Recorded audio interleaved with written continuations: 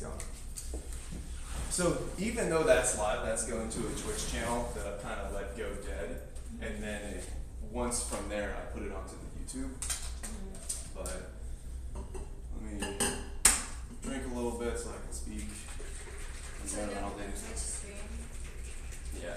So I'll probably explain it a couple times, and then I'll clip videos out of it. But so as far as content creation during the pandemic, I was in Mexico City for a year and got stuck there, and there's nothing happening in the States, so there's no real big reason to come back.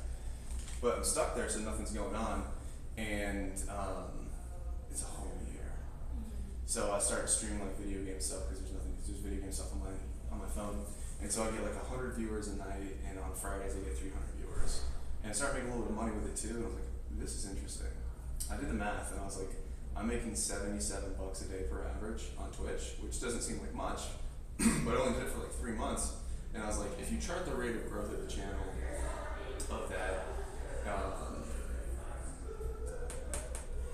but if you chart the rate of growth of that, I'm like, if I get around to like 300, 350 a day, then I'm like, I might not be in practice anymore because I would just do that. Take the pay cut and do that. So if all the things I'm trying to do go somewhere, as far as like, do they get popular? Does it go anywhere? Then that's cool. What is nice, it's kind of a resource to people in the class. But I'm gonna pull up some videos, pull up some stuff, lots of things to talk about, and we will get there. But yeah, so I made content for video game stuff. Pandemic ended, I came back, I got busy again. I always wanted to do it for chiropractor in the office, and I still need to do that. So I filmed a bunch of stuff like I took with Shay with the exercises, and then Sage with the exercises. And Do you have a TikTok? I don't. Because a lot of chiropractors blow up on TikTok. People get big with that. So maybe you have a good idea on some things like this, but for example, your channel. Alright, we'll get there. So I'm doing a handful of different things. So it's like I've got chiropractic healthcare stuff, I've got fight stuff, I've got acro stuff, I've got other things.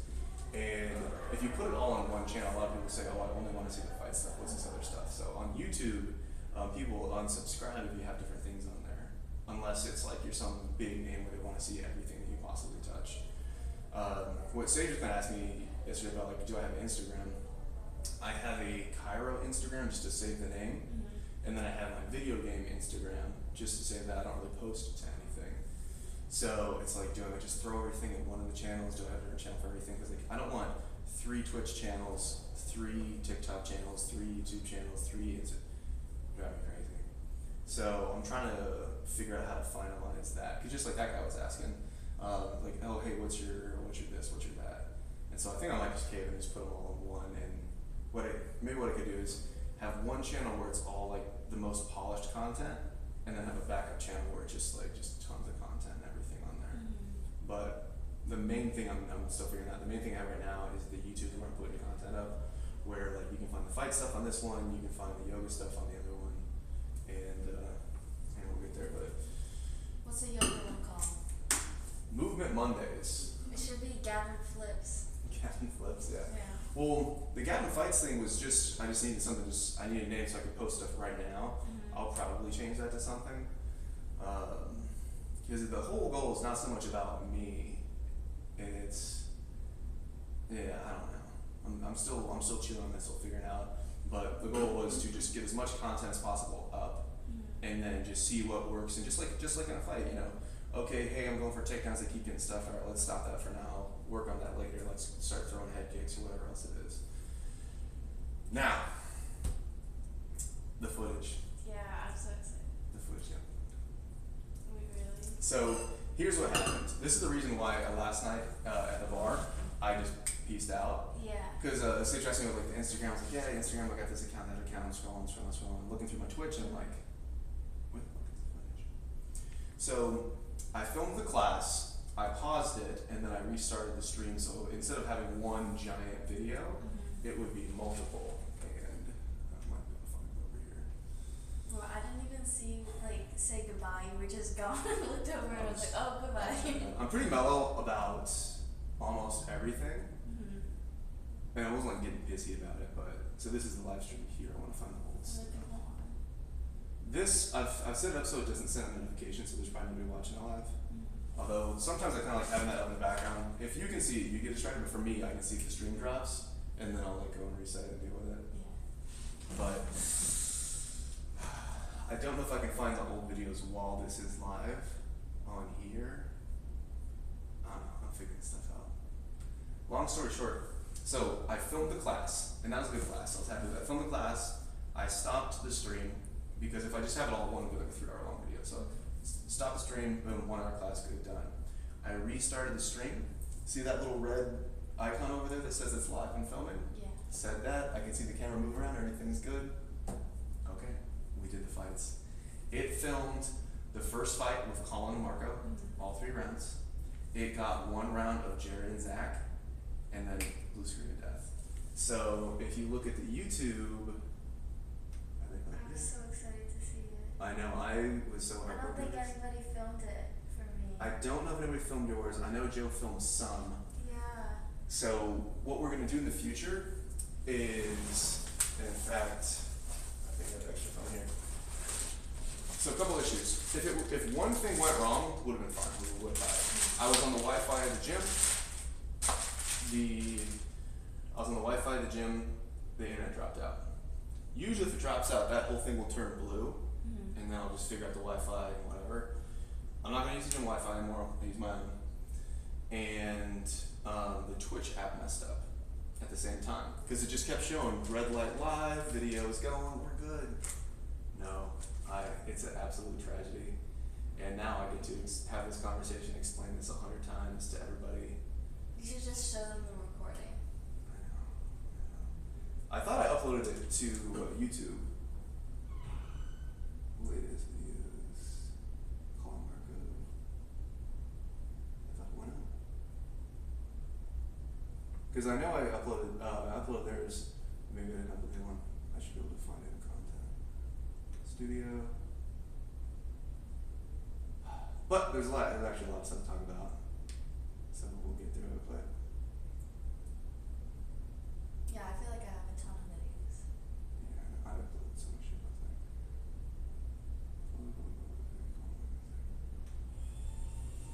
This one.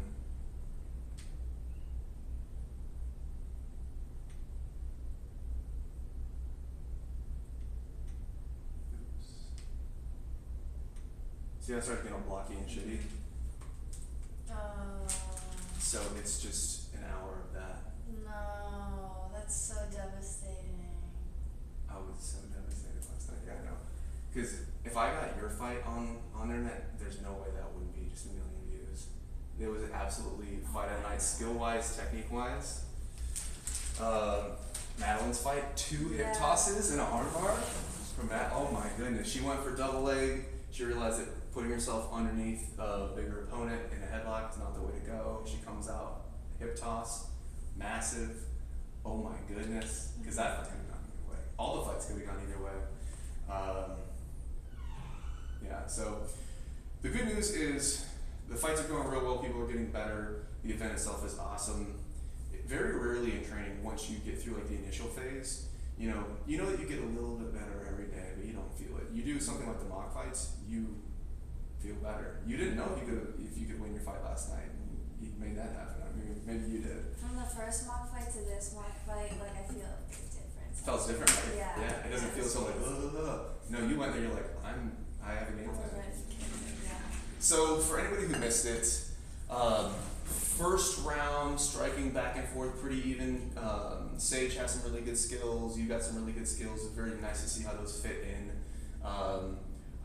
Did you get to the ground in the first round? It was only in the second round. It was the second round. Second round, you get to the ground. I'm sure a lot of people watching thought I should have stopped it. Mm-hmm. I'm like, she's not getting hurt, so we'll be okay. And plus, you have to be willing to put people into bad situations. I don't want the first time I'm in a bad situation to be the real fight with mama watching. Not. Let's put it in that. And so let her be in a bad situation. Let her be in none. I know you're not gonna just no one's gonna get hurt in that situation. I'm right there. I was confused confused when we did MMA though. Because she's never done it though. She has done a little bit. She hasn't competed in it, but she's done some training. She's done some this and that. I told her it's MMA mock fights, and she has trained before. Yeah. We filmed a bunch of stuff, so it's definitely her weak spot. There could be an argument for you guys doing just a standing one next time, and like who knows I how would. that's That gonna would be go. a completely different game. We could do that next month if you come back. So if it works with your schedule, it's just the last Friday of the month. If you wanted to swing back, do that, which is what, 2 hours away. So I could. if it fits for you, it's on the schedule, Yeah. and that would be a completely different fight. Mm-hmm. And I think that also she was in really good spirits after. She's always just so positively focused on stuff like that. I think that would be the enticement. Plus, I was literally just like elbows on my knees, hands on my head. Like everybody knows me. I'm pretty much always mellow all the time. If I'm like being loud and angry, I'm probably messing with somebody. But oh man, I was like, how? Like who filmed? How do I? It was so good. I was dying to see it. I know, it hurts. Also, when I'm reffing, it's actually not the best viewpoint to like think of the big picture because you're so focused. I'm literally just like when should I dive in and do something the entire time. But the takedowns were great. The top control was good. What do you feel? Well, first off, did you go with a game plan? Yeah. Or what? I'm talking too much. I just didn't want to be outside of her range. I wanted to be in the pocket, boxing with her the whole time because I don't want to mess with her taekwondo kicks. And I just kind of wanted to keep it simple, like get in the pocket and then stay grounded like we were working on in class because I felt that that's really helped me like move faster, not be as sluggish because I always used to be so like uptight. Yeah. A lot of people take the first round to get in and get comfy. You don't want to do that in a 3-round fight. And I think something that we could do better is have people maybe matched up earlier. Maybe not so much like earlier a week ahead of time, but like when I say, hey, it's fight night, you pick a coach and they start holding mitts for you. You start doing a little bit more of a warm up. We didn't really have that. We had the class, and the class covered a lot of stuff. But whoever's coaching you, I think you could get in there and just if you get an easy 50% efforts mitt workout where you throw some mitts and you kind of shoot in and you just do the entry of the takedown and do it again and this and that and you mix in a couple things, you will get that rust off and you'll get warm, and so you'll jump into the first round like it's round 2 when she's not warm yet or whoever else. So if that's what we should do. We had the cornering got a little bit better, but I think we need that locker room vibe of like you get with your corner person and you hit a little bit of mitts and you do a little bit more. So every time we do it, I'm just like gonna get better. This has to become like an official thing. Eventually. What do you think? How so? Like, get your own convention room or something. Oh, like actually put on like real fights? Yeah. Yeah, everybody that I've talked to that has done promotion, they're like, oh, it's a big pain in the butt, I need a bunch of money, that kind of stuff. I'm not saying it's off the table. I kind of let things grow. Like if someone comes to me and says, I want to be in the UFC, I'm like, okay, did you do anything? And you wrestle or anything? Like, no, this is my first day, I just bought gloves. And like, versus like, I really like this, they show up, they're better. And the next thing you know, like, you want to spar, they're sparring people. And like, you just sparred a guy that had 3 fights. And you hung with them and you hung with everybody else that had fights. It's on the table if you want to fight. Like letting things grow into where they go. It's not off the table, it felt great, man. It felt great sitting back, but one of my coaches, Jason Colbert, he put on World Combat Federation, and I fought for them in Durham 2 times, and then this other guy, I think Paul Marciano in the area. There's a lot of coordination to it. I'm not saying it's off the table, but man, it felt good.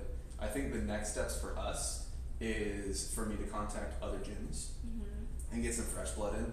Ideally, it will be people that someone has vouched for, not some idiot I don't know off the streets who's going to elbow somebody in the teeth. But if somebody I trust says, hey, this is a good guy, he knows how to spar, and then I can match people up, ideally, I want everybody to spar with me. That way I can assess your skills and see who you go with, and also make sure, again, you're not going to just jump in there and headbutt somebody. So you would be in charge of doing all the matchups? As much as I can. Yeah. I know everybody at Fight Flow so well that I can either match them up, because like, how was the matches last night? Everything was good. Yeah. Colin, Marco, Zach and Jared, you and Sage. Everything was good. But now as a bringing fresh blood, I'm not gonna know everybody. The number one thing top down is, can they control the power? Are people gonna have like, brain trauma, etc.? We're not doing that. This is 2024, 2021, whatever. But yes, phase 2, because I have friends who own gyms around here, or someone who knows me just out of like a really, the guy at Homegrown MMA, he was a guy under Jason Colbert, who was my coach. So I don't know him, but I know that he's from Colbert, so he's not going to be an idiot, and his fighters are probably not going to be idiots, etc. There was a Rima open mat today. I didn't make it out there, but I might start getting out there and start to meet those people and get them mixed in. What's also nice about Fight Flow is we have a lot of people that don't necessarily mingle, like we just have boxers. Yeah. And what's good with boxers is mixing them in. And maybe they only do a boxing match or whatever. I'm trying to get that guy with the braids to come in. He had a fight. I don't know his name. He's always kind of doing his own thing. He's about my size. And I kept trying to get him in, entice him in a little bit, but he said he had a thing on. I was like, okay, respect that. Alright, train for your thing. This guy dropped out. So I'm like, okay, come on over. He's like, soon. I was like, well, then do commentary, do something, get in. But anyways, the goal of the mock is fresh blood. If you and I, we spar each other 100 times, we get familiar. Yeah. And so how can we crank up that dials? That's so good. Sage, she's really good on the outside. Like even I on the outside, I'm like, it's a lot. It's just constantly coming at you, kicks this and that. So even I have to get inside. And so it's very nice to see how that goes. You have some fun skills. You throw some flash stuff like the back fist and different kicks and stuff like that. I expected the first round, everyone's like, wow, what is this? And so you do well in the first round. The second round, they're starting to figure it out. They're blocking the back fist. They're watching for the kicks. And then in the third round, okay, where is it at? And so I'm not saying go away from those things, but just be more sneaky with it, use more basics, etc. Your footwork, I think it goes back to the mitts. Like if someone gets you on the mitts and gets you moving around and gets your footwork on, that's huge. I wish we had footage, but like sometimes you kind of just you just stand there, right? And it's more use that in and out drill that we went through. Yeah. Do a little in and out, get her to throw the kick, and then you get him right in after. Stuff like that makes it in. But okay, so we talked about it a little bit before the podcast started. What was the story getting in? You mentioned dance. Yeah, I danced for like 16 years competitively. I took it very seriously. I was like, I'm gonna be a dancer. And then quarantine happened, like everyone started changing their like hobbies and stuff like that. So I quit, and then I just have always been like an active person. So I took a Muay Thai class, and I really fell in love with it. And I had this really good instructor. Her name is Elise Brown. Yeah. And she's older, she had 2 kids, but she's like a fighter, and she's like, I think she fights in Invicta. I don't know if you know that one. Where? Pennsylvania. Okay. Yeah, so I was really inspired by her.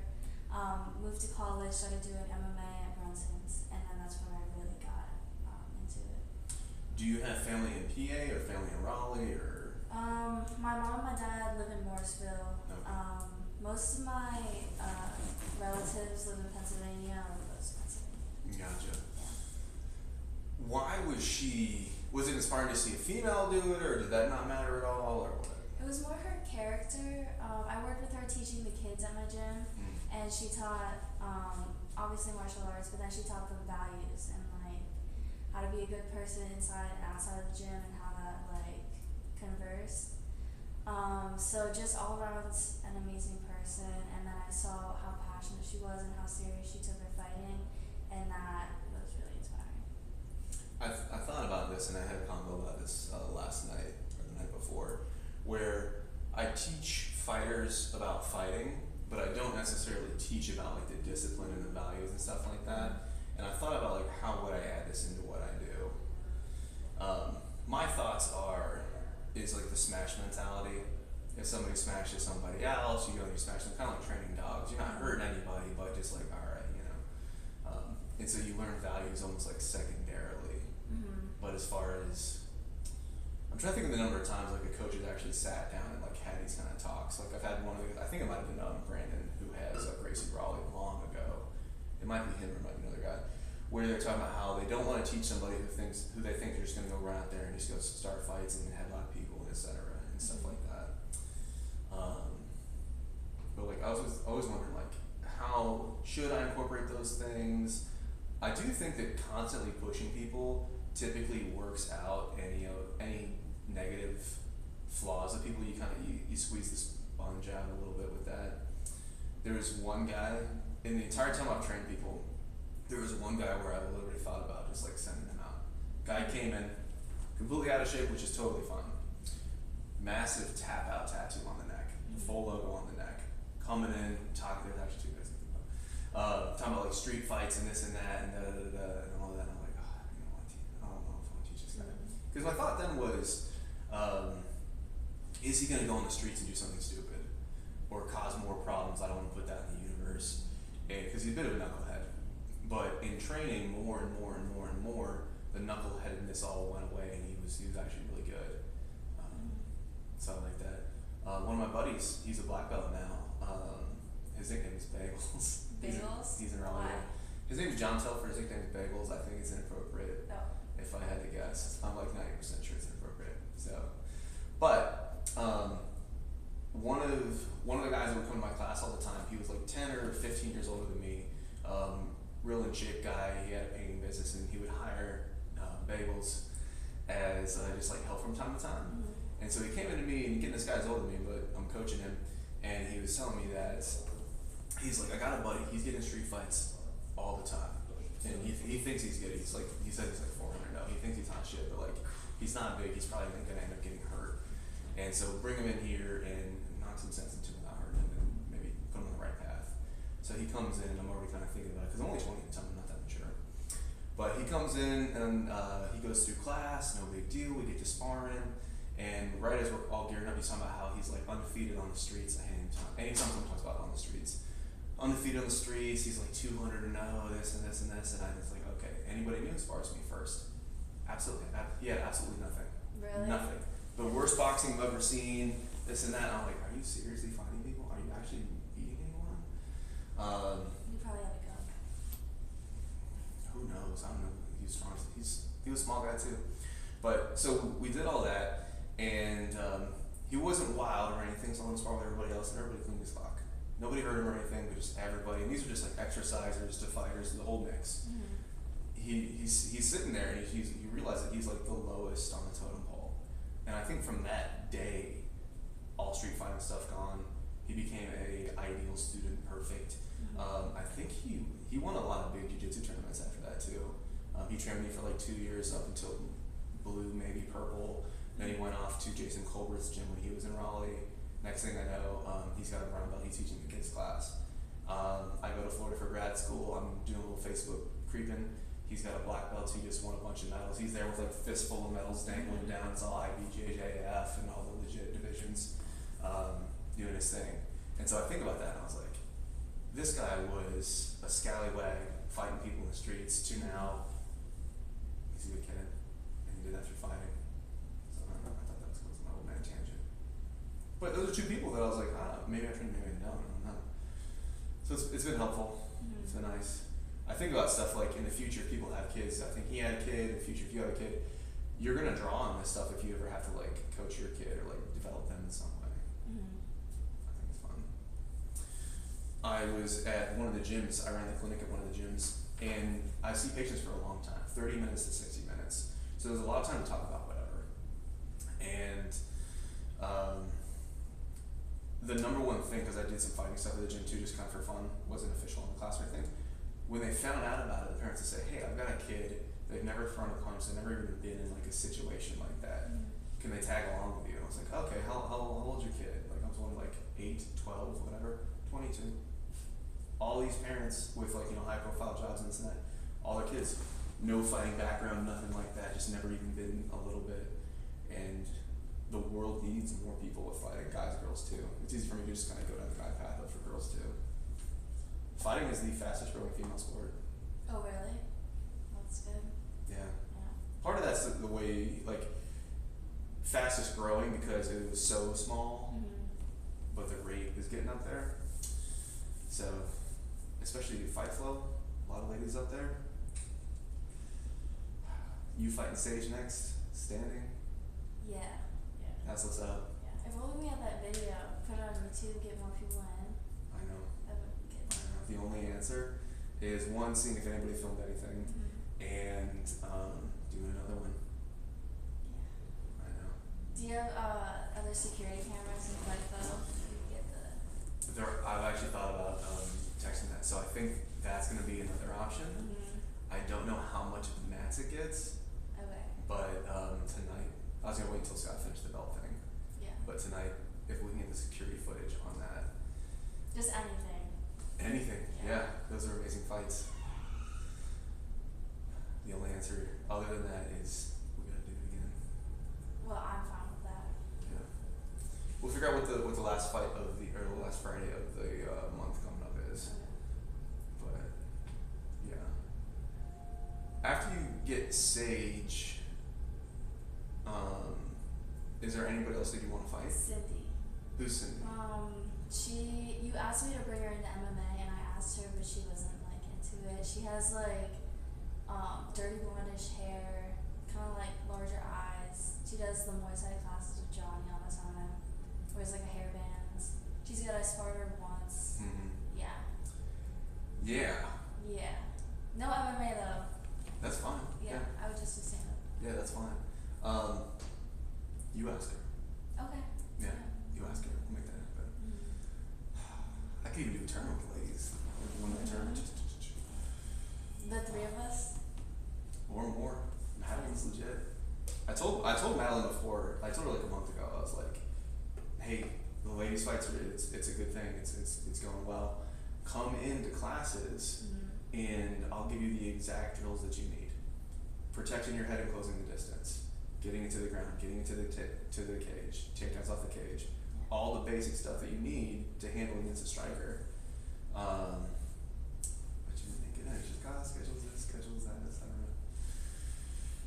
I could tell that she was watching during the MMA class because she was doing the no-gi open mat and watching the MMA class, and I could see her over there, and she's like, "They're doing the exact drills I'm gonna need today." Yeah. I talked to her about doing my Muay Thai, but she got in my once. Yeah. What's that girl's name? The one you mentioned? Cindy. Cindy. Yeah. Trying to get Cindy in. I talked to Devin about it. I was like, "Devin, get your girl in." Yeah. And he's like, "She's got a life outside the gym." I was like, Devin, he's a weird boy. He's so dedicated though. I know. I didn't know he was out for a week. He threw a kick into my elbow. Yeah. And he's like, "I can't even hit the bag." And I was like, "Well, the elbow's fine." So he's good now. He's back. Yeah, he told me about his shin injury. Yeah. I told him just keep your shin guard on all the time. But he had a shin guard on when he threw it. His fight was really good. That fight. That was a good match though. That fight was better than I thought. I talked about that fight before it happened. I was like, "Hey, the wrestling is real." Devin wrestled in high school or something like that. He's got good takedowns. He's got good timing for it. Everybody that's a regular in that MMA class has come up to me and talked about Devin. Like, he has gotten so much better since. And I think when you do one thing for a long time, in lifting, like if I did the deadlifts and I focused on it so much, it would get good, and then it would get stuck. And then I get frustrated, not do it, come back 3 weeks later, then I added 50 pounds to it. I think things like Thai boxing is like that too. If you've been doing so much like a runner too, if you run 6 days a week, adding another day of running, it's probably not going to help you. It's probably going to give you more like, foot injuries, ankle injuries, and stuff like that. So his stance has gotten good. It's not perfect, but it's gotten good. And the MMA, he's gotten so much fast improvement again because that can kind of like revitalize the grind for you. That's what I told him. I had to take a month off over winter break because I like had nowhere to train. But when I got back, my coaches were like, "You've never been stronger." Things healing is nice. Yeah. Yeah. I was very impressed by him. And who did he fight? I don't know his name. I think it's the kid with the afro. Yeah. I told him. Someone from the takedown. He gets lazy. Cocky folks get lazy. I don't know what it is. I've never seen him throw a takedown. Job. He came in as a striker. I kind of inherited him because he was going to Hong's class, and I just talked enough smack to get him into MMA. Yeah. That's usually how I do it. And so he's getting in there, and he's realizing he needs to get good. I think in training or something, Devin took him down once, and he's like, "Okay, I need MMA," because he's actually going to jiu-jitsu classes. And there was times I was wondering if he was going to go for an armbar, There was moments and times he just had, there's a gap between jiu-jitsu and MMA, he hasn't closed that gap yet, but I see him kind of like pivoting a little bit, he's isolating arm, I'm like, okay. I'm gonna get on him.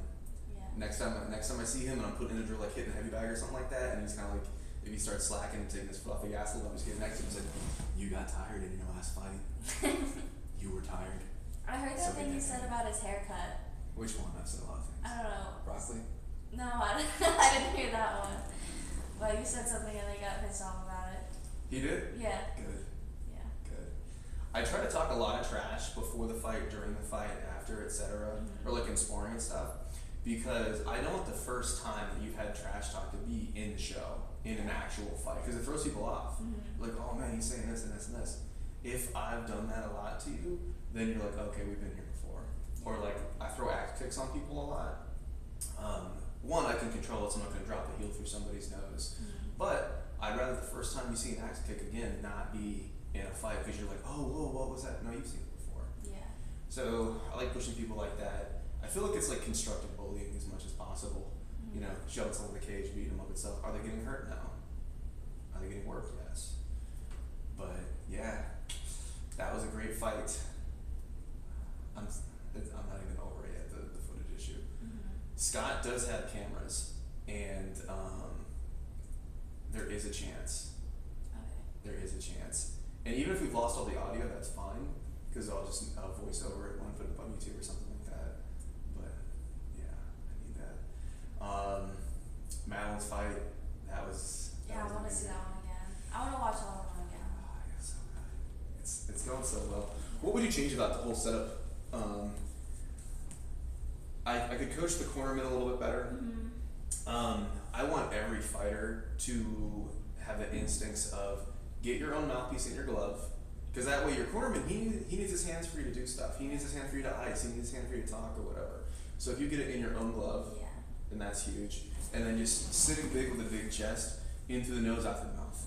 Even if you feel fine and you want to stand, still sit and do that and get that coached. Because I don't want to spend 30 seconds out of a 60-second break saying, okay, mouthpiece, okay, sit, breathe, in, out. If you can do that on your own while I'm getting to you, that's huge. We're getting ice on you. We're talking, hey, she's throwing a lot of this, circle this way, but we're talking strategy, skips, all that. So coaching corner guys how to coach would be big. Coaching fighters how to be cornered. Getting some mitt work in before and say, hey, they're on round 3, you guys get ready, warm it up. Yeah. That would definitely be helpful next time.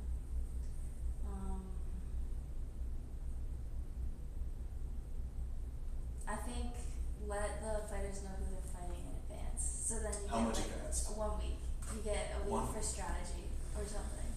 So I thought about that. I'm Yeah. not against it. My only thoughts is, so for example, right before I started class, 4 people texted me and said they're out. 4 people that have been up my butt about them getting fights and stuff text me, oh hey, this happened, that happened, whatever.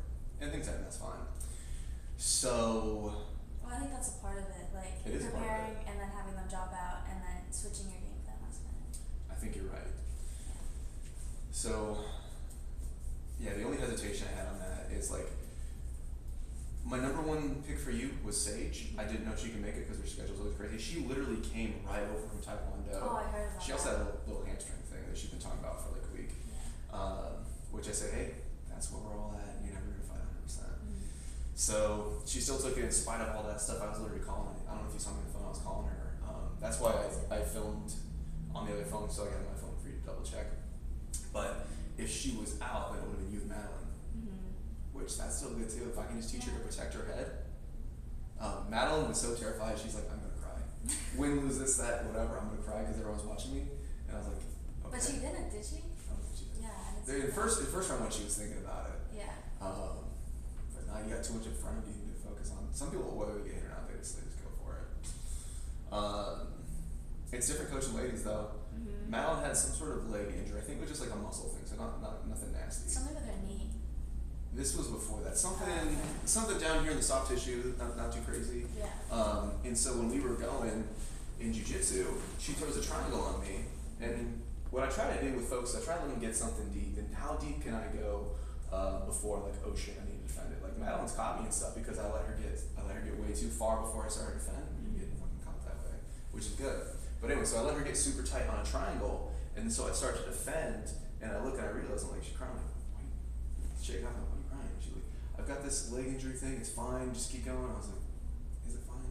Is it this? Is it that? I actually remember that day. I saw her Were you crying. there?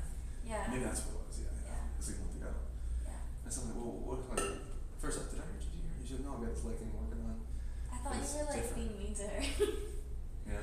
So I saw her crying, and I was like, so if I stop and I'm like, okay, stop, and like make it a bigger deal than it is, then it'd be one more thing, and I'd be like, are you good? Mm-hmm. And she's like, I'm good. And so we just got wrong while she's crying. Because I'm not smashing, she's trying on me, she's smashing me. Yeah. So, I was kind of like, think like, next time something happens, but I change a little bit, but, I think that was probably a good way to go.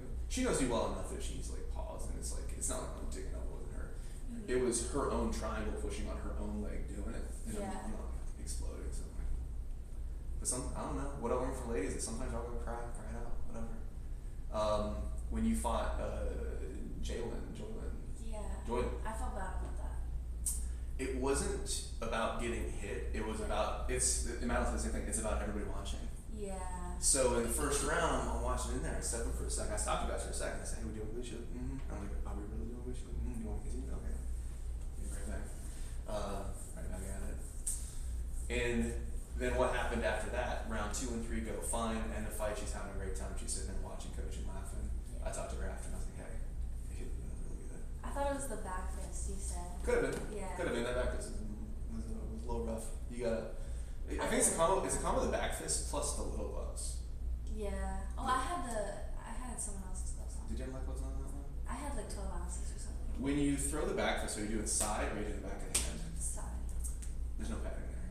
Oh, okay. Gotcha. Yeah. Yeah. So for example, like when I throw a head kick, Mhm. I'll let the flat part of my foot just be a smack, but I don't throw it like that when I'm really going. I'm trying to get shin bone on there. Mhm. There's different ways you can kind of soften stuff up.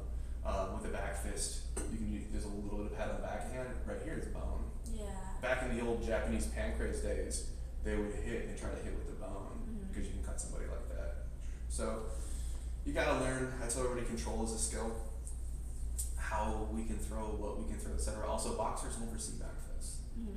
so they go, oh, what the? And so you have to give opportunities where people can kind of try and practice and whatever,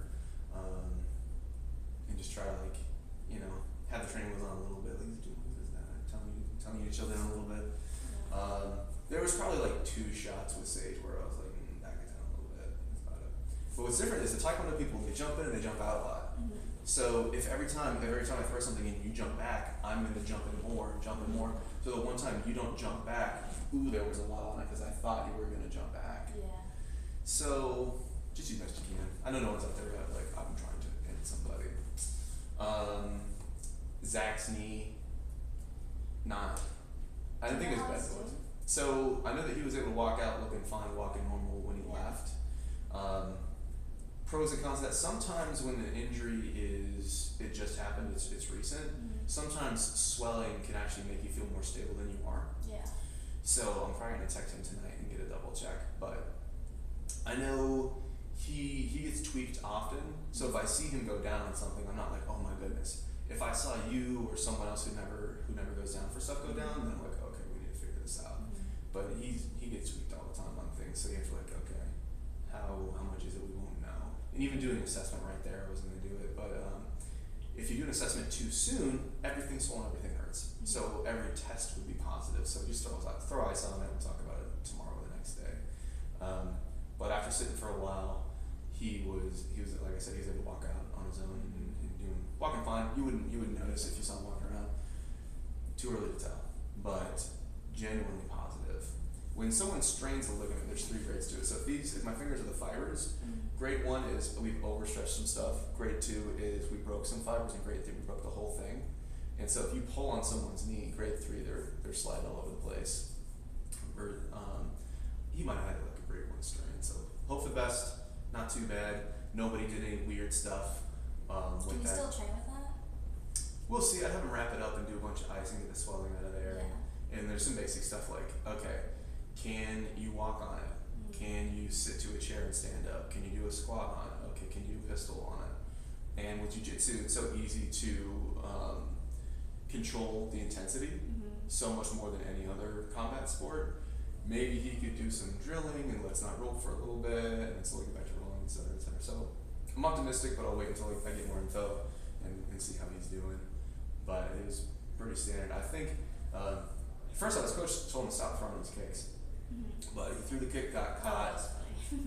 Jared kicks the leg out. Jared felt bad about it, but he didn't do anything wrong. It wasn't. There was nothing nice about that. Just big boys moving. Things happen. I think we'll be all right. The other thing is he kind of comes in and out of training. His work schedule is changing. He determined he took some time off. He did this. Taking the time off will increase your injury rate significantly. Really? Yeah. Oh, I thought it would be the opposite. So things heal, but you can decondition. So I would say maybe don't take huge breaks. If you do, try to like come back with a slow ramp. I think his first time on the mats in maybe a month was that. He did open mat, then he came in with us. So it's like there's two kinds of ways to get injuries. There is abnormal force or abnormal tissue. So if I hit your hand with a sledgehammer, abnormal force, there's nothing you could have done to deal with that. But when we detrain a little bit, abnormal tissue, things get a little bit weaker. You're not used to jumping around on one leg, and so how do we minimize that? Gotcha. But he said lifting, he said he'd been feeling good. I was like, well, go roll, go do your upper mat, see if you're feeling good, and then we'll get you in if you want. He was stoked about it. So I'm optimistic. I think we'll be okay. I think it's easy to be scared. Did he just come off an injury too? He said he pinched an intercostal nerve in his last grappling tournament. How do you do that? It's possible, Yeah. but I think he probably just strained some muscles. Yeah, like I said, he gets a lot of stuff, but he'll be good. Ice is magic. Ice is up. Who else? Who else should we talk about?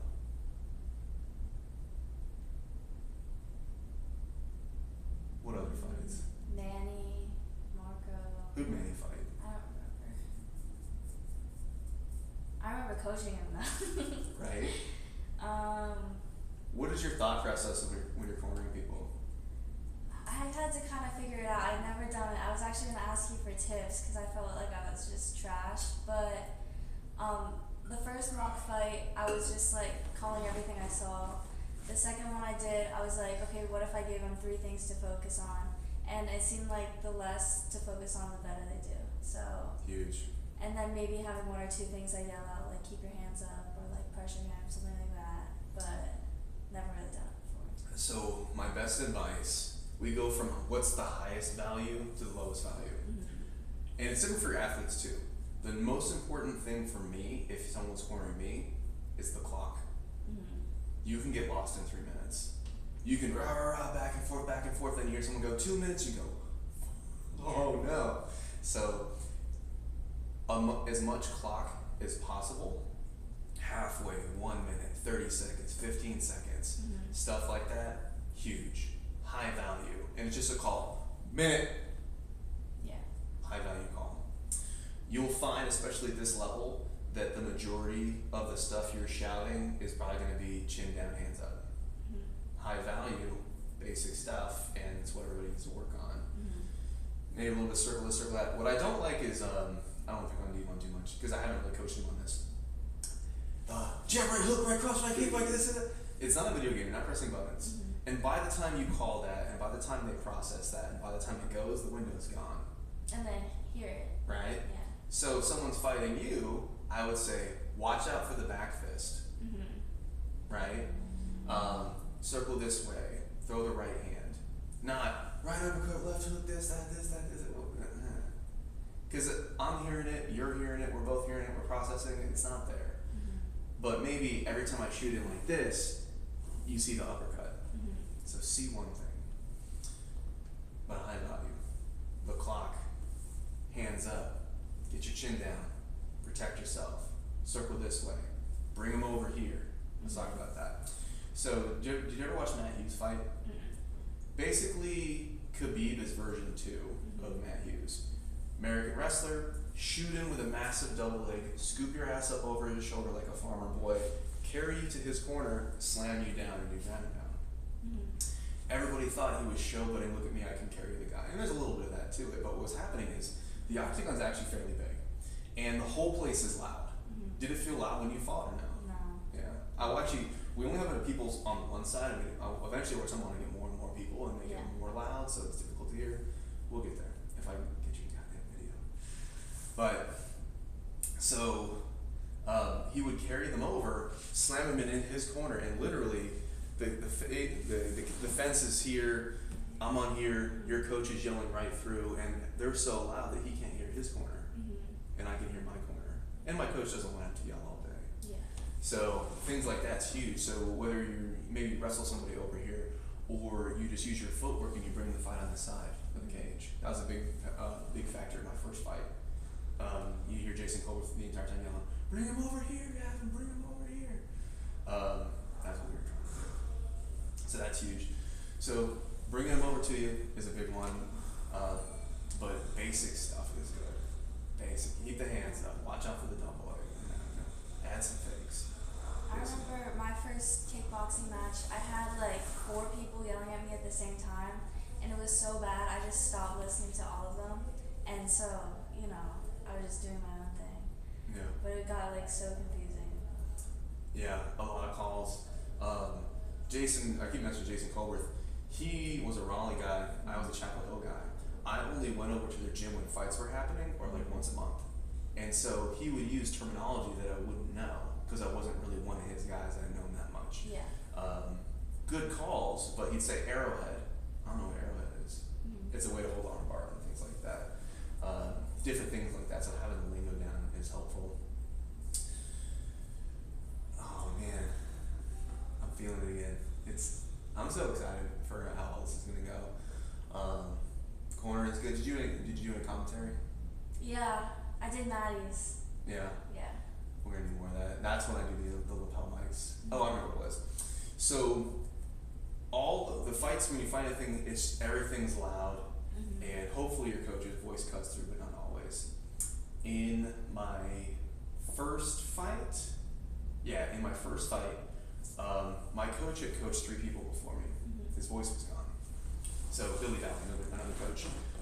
My girlfriend at the time, her mom didn't want her to be in the stands at a Wilmington fight. He's like, people are gonna be spilling beers on her. She's a nice sorority girl. I don't want people getting handsy up in the stands. And she was a lacrosse coach. So I said, you know what? I'll make her go to my corner because you get 3 back in the day. So I had Jason, Billy, and her. Billy had lost his voice, and so what was happening is he was whispering into her ear because she can be loud. She's a sorority girl, loud. He'd whisper in her ear and tell her what to say. She had no idea what she's saying. So and I didn't know this. So in the fight, I hear her voice and she's calling stuff, but she's calling good stuff that my coach would call. Yeah. So I ended up like going with it and dealing with it, and I figured out later. The reason I bring it up though is because the female, all the kind of haze of the voice, just like, was all like the male decibel range. Her voice cut right through everything, and I heard it clear as day. And I thought I was hallucinating for a little bit. That's wild. Keep your hands up, circle over here. I'm like, she had never been to the fight gym with me at all, or anything like that. I was like, what is going on? So that was useful, and you can use that to your advantage. That can be helpful. I'm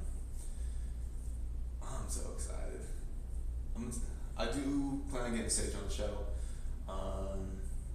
Talking about this and that, seeing how she's thinking about things.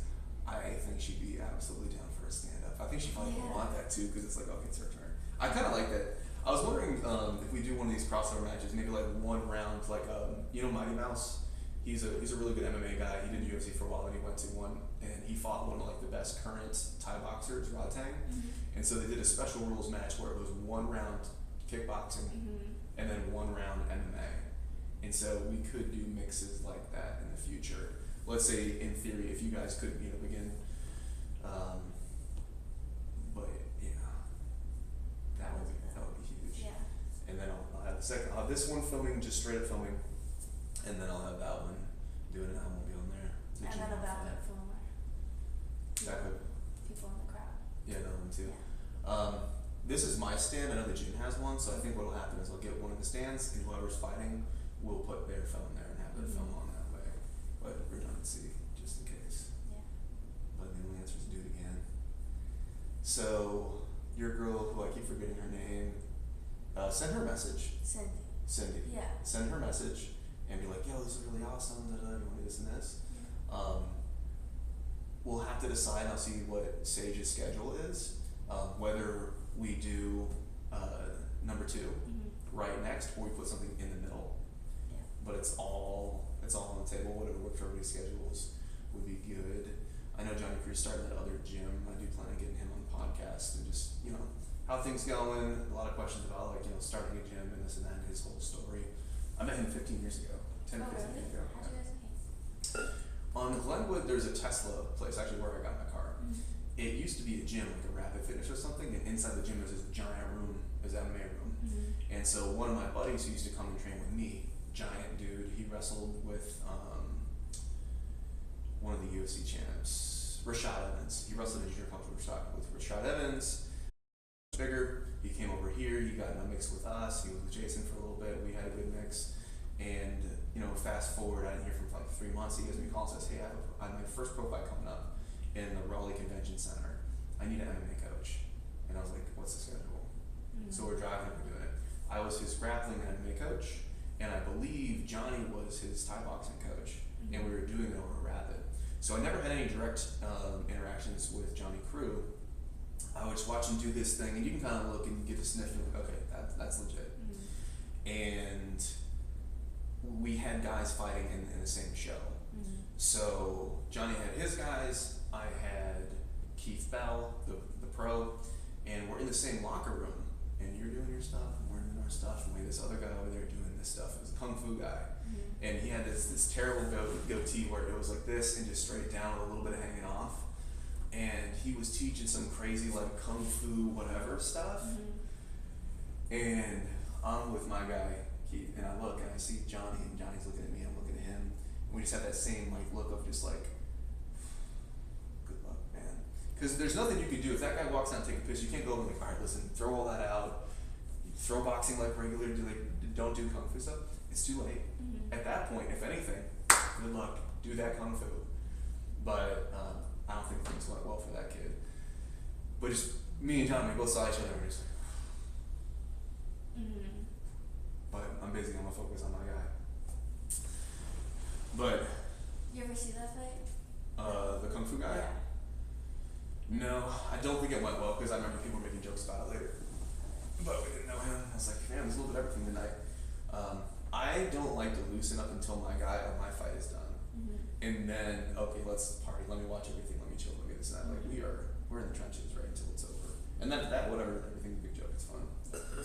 But, so they had those fights, that was the Raleigh Convention Center, that was super fun. And I was just randomly driving around, because I go to Costco from time to time. But I think it was either waiting on somebody or scoping it out. So I just went past the Costco, straight to it, and I was like, oh, what's down here? Because I hadn't been in Raleigh for a while. And I was like, oh, a fight gym. I used to know all the fight gyms in the Triangle. Because 10 years ago, there was like 4. There was like Rima, Jason's, another one, and some Chapel Hill stuff. And that's all that really mattered. And so I drove by and I saw the Thai class working out. And I was like, oh, that kind of looks like Johnny Crew. So I sent him a text. I say, hey, are you coaching da-da-da? He's like, I'm coaching right now. Or and I see him pick up his phone. And so I pull and I walk in and I was like, hey, what's up? He's like, yeah, I'm doing it. And I was like, it's a good gym. He said, this and that.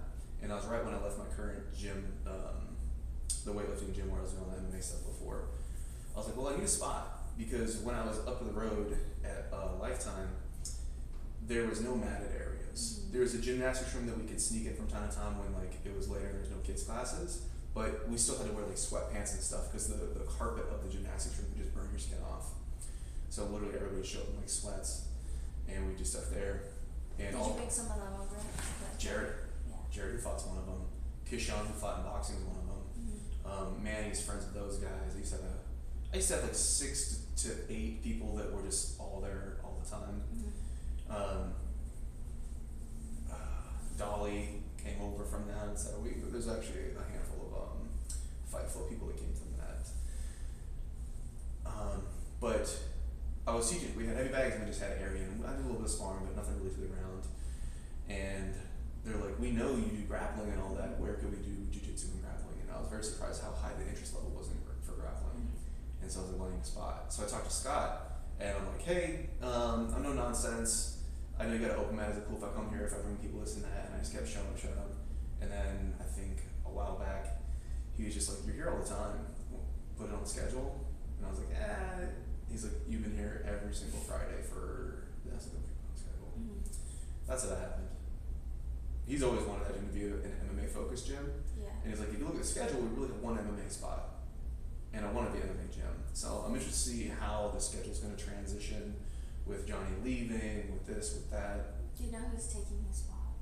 So what I've been told is that Johnny is going to send a coach into backfill for him.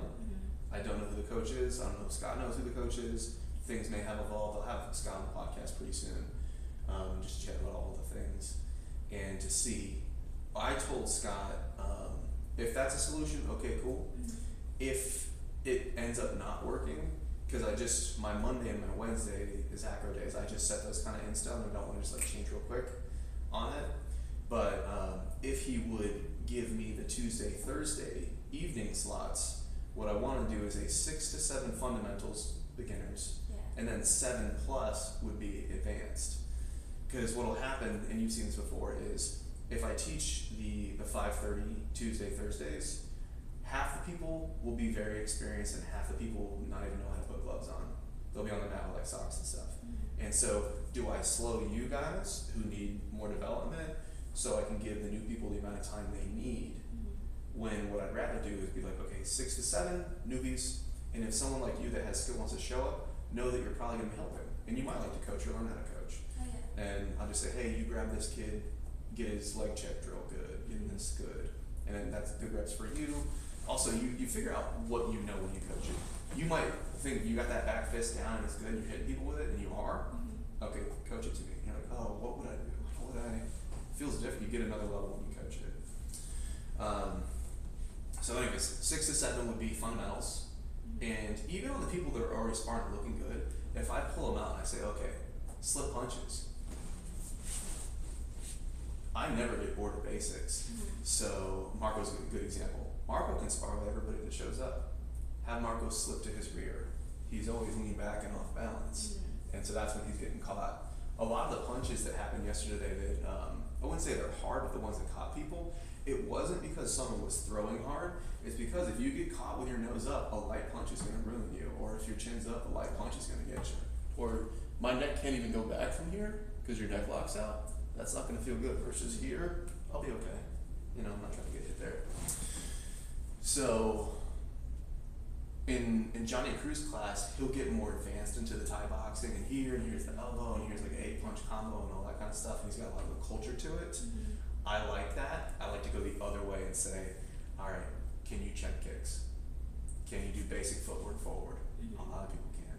Can you do the in and out drill? Right? And so I'll just live there in that spot and then leave 7 to 9 as open stuff. It's also been fun and challenging to try to get you guys to see improvement when we only really have one MMA day a week. And we're seeing it, but what do you think we're doing next week? Mount escapes. Yeah. What did we do 2 weeks ago? We did mount escapes. We're gonna do it again and again and again. I wish Sage could come to one of those classes. Yeah. Her and I were doing a decent amount of jits like 2 months ago, then she got real busy. We damn near filmed a whole seminar that's on one of my phones, and but for her, it's not that she was slacking in jits, she has such a focus on striking because she's trying to get some competition in there. How do you think it's gonna go, just stand up, you two? Because she's gonna want it. Yeah. I think, man, I'm like scared. Like I feel like it's gonna be pretty evenly matched. I don't know. I think she's gonna work in some more of the kicks. I think if I had just done stand-up, I would have gotten exhausted by like the second or third round, and I would have slowed down more. But since I got those takedowns, I could like relax and breathe. Because the confidence of the takedown, because you were able to rest in a good position. I was able to rest. Yeah. Why do you think you get tired just standing? Like even in the first round, I was going too fast. I wasn't like pacing myself at all. all, and my corner said that too. So that would be There's something 3 to- rounds. Yeah, I heard that. Yeah. Yeah. So next time I need to work on that. Yeah. Yeah. That's something to think about. And it's like you're one of the ones, Sage does it too, where like after the class you'll jump on the treadmill. And it's like, so you have this level of fitness, but we can all gas in the fight. Yeah, it's like a whole different thing. Completely different. You're gonna have to game plan. I'd say for a Taekwondo person, leg kicks. Get your hands in there just to set up a good leg kick and just chop the tree and then get out. Yeah. Don't wait for the answer. Don't wait this and that and the counter, none of that. Maybe bait something big and just get in there with leg kicks, but just set them up. Hands, leg kick, hand, leg kick, this and that. You're gonna see a lot of body kicks, straight kicks, round kicks, spinning kicks, a lot of stuff to the head. Their weakness is leg kicks. And so you can just kind of play that game and chop the tree a little bit. Other things that you could do, you can go on YouTube and you can find old K1 fights where you have a Taekwondo person versus a Muay Thai person. And you can see what worked and what didn't. Stuff like that. She's got really good cardio. And she has good pacing. She's really good with footwork and with managing range. That's what I'm I can't wait to see it. Yeah. I wasn't blowing smoke when I said that you guys completely put all the other fights to shame. I was trying to talk enough shit to get the guys to bring it up a little bit. But, oh, that's so good. What else you guys talk about? You feeling good? Yeah. Yeah? You ready to go? Alright, so this did not drop out the entire time. It worked. That was going. You did your first podcast, so you get some reps on that too.